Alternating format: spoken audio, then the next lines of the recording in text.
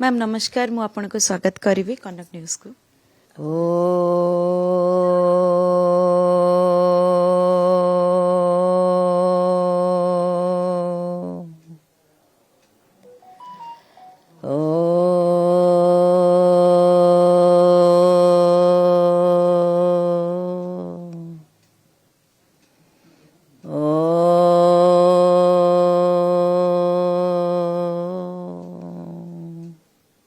सर्वे भवन्तु सुखिनः सर्वे सन्तु निरामया सर्वे भद्राणि पश्यन्तु माँ कश्चित् दुख भाग भवेत्। Om Shri Aurobindo Mira open my mind, my heart, my life to your light, your love, your power. In all things may I see the divine.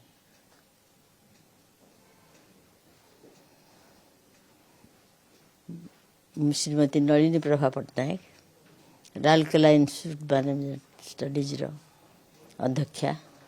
Ma'am आपण एते वर्ष हेलानी पिलांकर करियर को शेप करी आछंती विभिन्न प्रकार कंपनीज रे एठू पास आउट हेकी पिला माने चाकरी करिथिबे आ बहुत भलो भलो पोजीशन रे मध्य थिबे। तो आज आमे गोटे प्रयास आरंभ करिछु जहार प्रथम पर्याय आमे राउरकेला रो आरंभ करिछु जोटा होची वॉइस ऑफ राउरकेला। तो वॉइस ऑफ राउरकेला कहले मोटामोटी भाव में आम कथा होचंती राउरकेला रो डेवलपमेंट विषय रे गोटे विकसित राउरकेला विषय रे।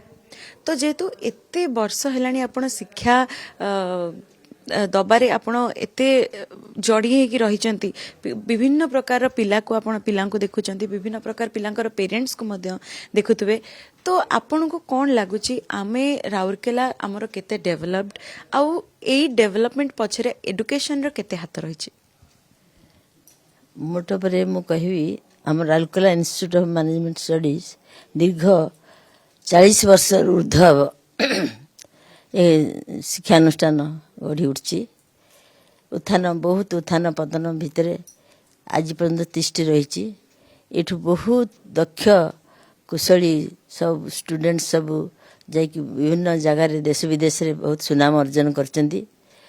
किंतु आजिकालिका युवपीढ़ी माने मु देखुची कोठी ना कोठी किछि गोटे अभाव रही जाउची जो थरे कि शिक्षानुष्ठान टिके पछुआ पड़ी जाउची।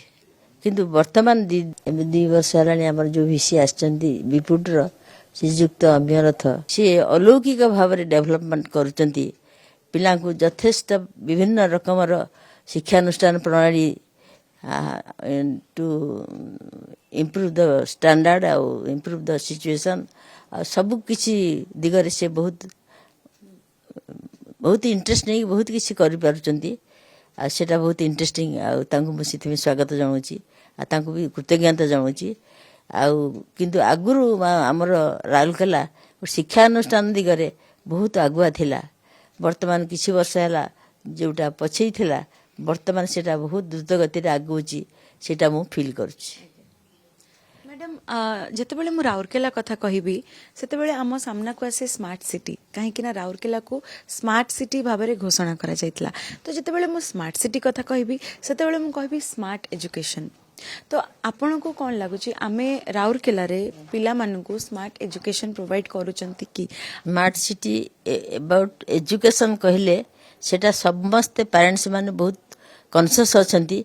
विद्यालय मानकर भल पढ़ा नहेले भी से माने कोचिंग देकी पिला मानकु स्मार्ट करेकी केमिति से माने उपयुक्त हेबे चाकरी क्षेत्र रे से माने पेरेंट्स माने ठीक अछंती। किंतु आस्ते आस्ते शिक्षा क्षेत्र रे अनेक शिक्षा क्षेत्र रे टिके मते हुगुड़ा हला बलिया मते परिलक्षित होची जो थिरे कि पेरेंट्स माने बेसी कोचिंग रे मन दउचंती। पिला मानू केमती कोचिंग देले केमती से माने एंट्रेंस रे पास करी केमती कोटे कोटे तांकर योग्यता हासिल करिवे सेटा मु परिलक्षित करूची। आ विशेष करी वर्तमान हमर बीपीयूटी जो 20 वर्ष तले जो 15-20 वर्ष तले बीपीयूटी रो वर्तमान रूपरेखा बदली जाइची बहुत किसी रूपांतर घटिची। आ सेथिरे मु आउ थे मो भिसी को कृतज्ञता जनाऊँगी। गत वर्षे 2 वर्ष 3 वर्ष भितर जिते दिन है सी आसिले ବହୁତ ପରିମାଣରେ ଆଗେଇଛି ଶିକ୍ଷା କ୍ଷେତ୍ରରେ, ପ୍ରତ୍ୟେକ କ୍ଷେତ୍ରରେ। ତ ଯେମିତି ଆପଣଙ୍କର ଏକ ସୁନାମଧନ୍ୟ ଇନଷ୍ଟିଟ୍ୟୁସନ ଅଛି, ଏତେ ବଡ଼ ଇନଷ୍ଟିଟ୍ୟୁସନ ଅଛି, ତ ପିଲାମାନେ ଚାକିରି ପାଇଲେ ବାହାରକୁ ନିହାତି ଯାଉଥିବେ ଚାକିରି କରିବା ପାଇଁ, କିନ୍ତୁ ରାଉରକେଲା କହିଲେ ଆମେ ଏଇଟା ବୁଝୁ କି ଏଇଟା ଗୋଟେ ଇଣ୍ଡଷ୍ଟ୍ରିଆଲ ଏରିଆ, ଏଠି ବହୁତ ବଡ଼ ବଡ଼ ଓ ଭଲ ଭଲ କମ୍ପାନିଜ ଅଛନ୍ତି। ତ କୋଉଠି ନା କୋଉଠି ଏମିତି ଲାଗୁଛି କି ଯେ ପିଲାମାନେ ଯଦି ଏଇଠୁ ଏତେ ଭଲ ଏଜୁକେଟେଡ ପିଲାମାନେ ଏଇଠୁ ପାସ୍ ଆଉଟ୍ ହଉଛନ୍ତି ବାହାରୁଛନ୍ତି, ତ ସେମାନେ ଏଇଠୁ ହିଁ କିଛି ଜାଗାରେ ଚାକିରି ପାଇଲେ ଆହୁରି ବହୁତ ଭଲ ହୁଅନ୍ତା, ଆମ ରାଉରକେଲା ବି ଆହୁରି ଡେଭଲପ ହୁଅନ୍ତା ବୋଲି। ରାଉରକେଲା ନିଶ୍ଚିତ ଭାବରେ ସ୍ମଲ୍ ସ୍କେଲ୍ ଇଣ୍ଡଷ୍ଟ୍ରି ଯେଉଁ କହୁଛନ୍ତି, ସେ ସ୍ମଲ୍ ସ୍କେଲ୍ ଇଣ୍ଡଷ୍ଟ୍ରି ଗଢ଼ି ଉଠିବା ଉଚିତ। ଆଉ ସେଇଥିପାଇଁ ବି ଆମର ଶିକ୍ଷାଗତ ଯେଉଁ ଯୋଗ୍ୟତା କରାହେଉଛି, ପିଲାମାନଙ୍କୁ ଦିଆହେଉଛି, କେମିତି ସେମାନେ ଇଣ୍ଡଷ୍ଟ୍ରି ଇଣ୍ଟରଫେସ୍କୁ ସେମାନେ ସାମ୍ନା କରିବେ, ସେଇ ଜିନିଷ ବିଷୟରେ ଆମର ବହୁତ, ବିଶେଷ କରି ଆର୍ଯ୍ୟ ପଟ୍ଟନାୟକ ବହୁତ ଚାରିଆଡ଼େ ଯାଇକି ସେଠି ସେ ଅଛନ୍ତି, ଯେହେତୁ ଜଣେ ମେମ୍ବର ଅଛନ୍ତି ୟୁନିଭର୍ସିଟିରେ, ବହୁତ କିଛି ସେ ଚେଷ୍ଟା କରୁଛନ୍ତି। ମୁଁ କହିପାରୁନାହିଁ କେତେ ଦୂର ଏଟା ସଫଳ ହେବ, କିନ୍ତୁ ସମସ୍ତେ ପ୍ରାଣପଣେ ଚେଷ୍ଟା କରୁଛନ୍ତି। ପ୍ୟାରେଣ୍ଟସ୍ ମାନଙ୍କୁ ବି ସେ ଅନୁସାରେ ପିଲାମାନଙ୍କୁ ଗାଇଡ୍ କରିବାକୁ ପଡ଼ିବ, କାହିଁକିନା ଅଧିକାଂଶ ପିଲା ଆମେ ଦେଖୁଛୁ କହିକି ଆସୁଛନ୍ତି ଆମେ କଲେଜ ଯାଉଛୁ, କିନ୍ତୁ ପ୍ରକୃତରେ 100% କଲେଜରେ ସେମାନେ ଉପସ୍ଥିତ ରହୁନାହାନ୍ତି। ସେଟା ପ୍ୟାରେଣ୍ଟସ୍ ମାନେ ନିଶ୍ଚିତ ଭାବରେ ଦାୟୀ। ଅବଶ୍ୟ ପ୍ୟାରେଣ୍ଟସ୍ ମାନଙ୍କୁ ମୁଁ ଦାୟୀ କରିବିନି, କାହିଁକିନା ବର୍ତ୍ତମାନ ସେ ଟ୍ରେଣ୍ଡ ଚାଲିଛି, ଯୁବପିଢ଼ିଙ୍କର ସେ ଟ୍ରେଣ୍ଡ ଚାଲିଛି। ତେଣୁ ବାପା ମା ମାନେ ବିକଳ ହେଉଛନ୍ତି ତାଙ୍କ ପିଲାମାନେ କେମିତି ମଣିଷ ହେଇଯାଆନ୍ତୁ। ବର୍ତ୍ତମାନ ଇଭଲ୍ୟୁସନ୍ ପ୍ରୋସେସରେ କେଉଁ ଅବସ୍ଥାରେ ମଣିଷ ଗତି କରୁଛି ସେଟା ସେ ଭଗବାନ ହିଁ ଜାଣନ୍ତି। ତ ମୋଟାମୋଟି ଭାବରେ ଆମେ କହିପାରିବା ଯେ ଗୋଟେ ଡେଭଲପଡ ସିଟି ପାଇଁ, ଗୋଟେ ସିଟିକୁ ଡେଭଲପ ହବା ପାଇଁ ତାର ୟୁଥ୍ ମାନଙ୍କର ବହୁତ ବଡ଼ ଭୂମିକା ଥାଏ। ନିଶ୍ଚିତ ଭାବରେ ୟଙ୍ଗ ପିଲାମାନଙ୍କର ବହୁତ ହାତ ଥାଏ। ମୁଁ ନିଜକୁ ଗର୍ବିତ ଅନୁଭବ କରୁଛି। ବିଗତ 42 ବର୍ଷ ଭିତରେ ବର୍ତ୍ତମାନ ଆପଣ ଯଦି ପ୍ରତ୍ୟେକ ଜାଗା ଦେଖିବେ, ଦେଶ ବିଦେଶରେ କିମ୍ବା ଓଡ଼ିଶାରେ କିମ୍ବା ଭାରତରେ, ଆମର ରିମ୍ସର ପିଲା ଅଧିକାଂଶ ଜାଗାରେ ବହୁତ ଉଚ୍ଚ ଉଚ୍ଚ ପଦବୀରେ ରହିଛନ୍ତି, ଉଚ୍ଚ ପଦବୀରେ ରହିଛନ୍ତି।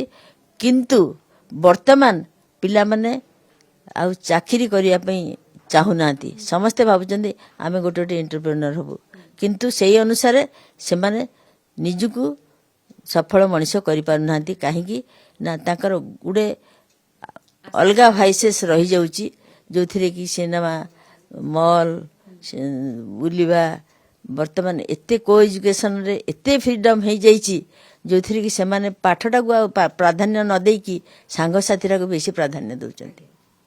ସେଇଟା ମୁଁ ମୋର ବୟୋଜ୍ୟେଷ୍ଠ ହିସାବରେ ମୁଁ ଅନୁମାନ କରୁଛି, ଯେଉଁଥିରେ କି ମୋର ଯଦି ଭୁଲ ହେଇଥିବା ମୋତେ କ୍ଷମା କରିବେ। କିନ୍ତୁ ମୁଁ ଭାବୁଛି ସମସ୍ତେ ଯଦି କନସିୟସ୍ ହେବେ, ତାହେଲେ ନିଶ୍ଚିତ ଭାବରେ ଉନ୍ନତି ହେବ।